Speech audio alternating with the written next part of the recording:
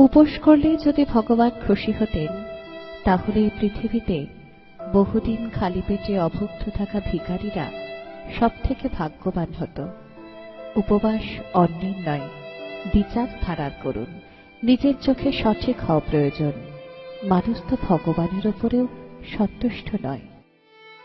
পাখি জীবন্ত অবস্থায় পিঁপড়েকে খেয়ে নেয়, আর পাখি যখন মরে যায় তখন পিঁপড়ে তাকে খেয়ে নেয়। মনে রাখা জরুরি, সময় আর পরিস্থিতি যে কোনো সময় বদলাতে পারে।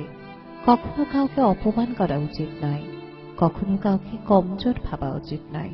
তুমি শক্তিশালী হতে পারো, কিন্তু সময় তোমার থেকেও বেশি শক্তিশালী। একটা গাছের থেকে লক্ষ দেশলাই কাঠি হতে পারে, কিন্তু একটা দেশলাই কাঠি লক্ষ গাছও জ্বালাতে পারে। কোনো মানুষ যতই মহান হোক না কেন, কিন্তু প্রকৃতি কখনোই কাউকে মহান হবার সুযোগ দেয় না। কোকিলকে কণ্ঠ দিয়েছে, কিন্তু রূপ কেড়ে নিয়েছে। রূপ দিল ময়ূরকে, কিন্তু ইচ্ছা কেড়ে নিয়েছে। ইচ্ছা দিল মানুষকে, কিন্তু সন্তুষ্টি কেড়ে নিয়েছে। সন্তুষ্টি দিল সাধুকে, কিন্তু সংসার কেড়ে নিয়েছে।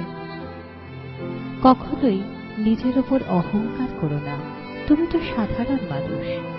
ভগবান তোমার আর আমার মতো কত মানুষকে মাটি দিয়ে বানিয়ে মাটিতেই মিশিয়ে দিয়েছে। জীবনের কঠিন সত্য, যেটা আমরা বুঝতেই চাই না।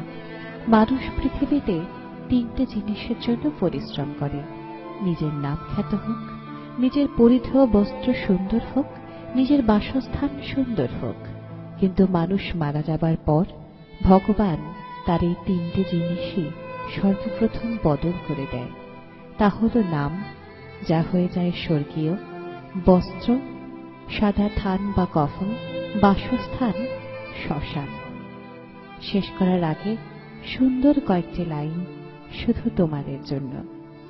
একটা পাথর একবার মন্দিরে পৌঁছলে ভগবান হয়ে যায়, কিন্তু মানুষ মন্দিরে প্রতিদিন যায়, তবুও পাথরই থাকে। আর এই মেসেজটি ভালো লাগলে সবাইকে, নিজের আপনজনদেরকে শেয়ার করুন।